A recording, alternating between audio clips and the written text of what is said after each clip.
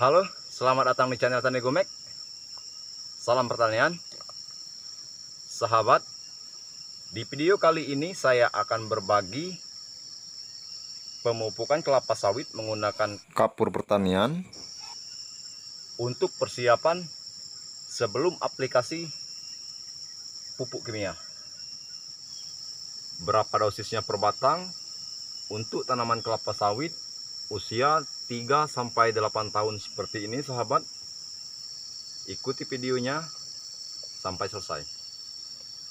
Kali ini saya menggunakan kapur pertanian dengan merek dagang Kebomas dengan kandungan unsur hara kalsium yaitu 85%. Sahabat, menurut referensinya, kandungan kapur atau kalsium karbonat yang memiliki rumus kimia CaCO3 yang cukup tinggi, Kapten Kebomas tidak hanya menetralkan pH tanah, tapi juga mampu meningkatkan ketersediaan unsur hara di dalam tanah, menetralisir senyawa-senyawa beracun, baik organik maupun non-anorganik, meningkatkan populasi dan aktivitas mikroorganisme tanah.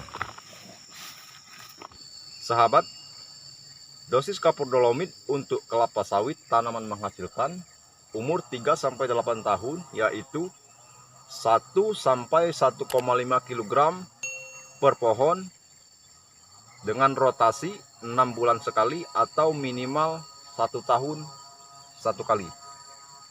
Untuk menentukan dosis yang pas, di sini saya menggunakan kaleng susu seperti ini, sahabat. Dengan ukuran satu kaleng seperti ini yaitu 250 gram. Jadi untuk aplikasi 1-1,5 kg kita butuhkan 4-6 kaleng. Sahabat, untuk jarak aplikasi dari pusat tumbuh kelapa sawit yaitu kita tabur mengelilingi pohon sawit dengan jarak 2-3 meter dari pusat tumbuh kelapa sawit. Cara aplikasinya, kita tabur merata mengelilingi pohon sawit secara merata, sahabat. Usahakan pupuk saat diaplikasikan jangan sampai bergumpal, sahabat. Sahabat, di kesempatan kali ini juga saya akan menjelaskan manfaat dari penggunaan kapur dolomit atau kapur pertanian. Menurut dari berbagai referensinya, yaitu yang pertama, kapur dolomit berfungsi sebagai pembenar tanah. Yang kedua, yaitu meningkatkan pH tanah serta menetralkan kadar keasaman tanah. Tingkat keasaman tanah perlu disesuaikan dengan tanaman kelapa sawit agar mampu beradaptasi dengan baik. Yang ketiga, memperbanyak unsur hara di dalam tanah, karena kapur dolomit memiliki kandungan kalsium yang merupakan hara makrosekunder yang sangat dibutuhkan oleh tanaman kelapa sawit. Keempat, menetralisir tanah dari senyawa-senyawa tertentu yang bersifat merugikan bagi tanaman kelapa sawit.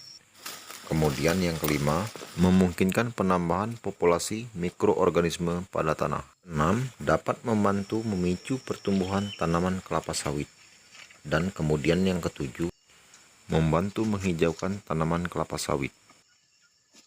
Sahabat, menurut referensinya, aplikasi kapur dolomit tidak boleh dilakukan secara bersamaan dengan pupuk kimia, seperti pupuk urea. Pupuk seperti urea yang bersifat asam akan dinetralkan oleh kapur yang bersifat basah. Akibatnya, pH tanah tidak naik dan nutrisi dalam pupuk pun akan hilang. Oleh karena itu, pengapuran dan pengaplikasian pupuk kimia harus terpisah. Paling tidak 1 bulan kemudian atau idealnya 40 hari setelah pengapuran. Sahabat, demikianlah video saya kali ini. Terima kasih telah menonton. Semoga dapat menjadi referensi sahabat-sahabat semua. Jika dirasa bermanfaat, jangan lupa di like, komen, subscribe, dan dibagikan ke sahabat kalian yang lainnya. Saya pamit, sampai jumpa di video selanjutnya.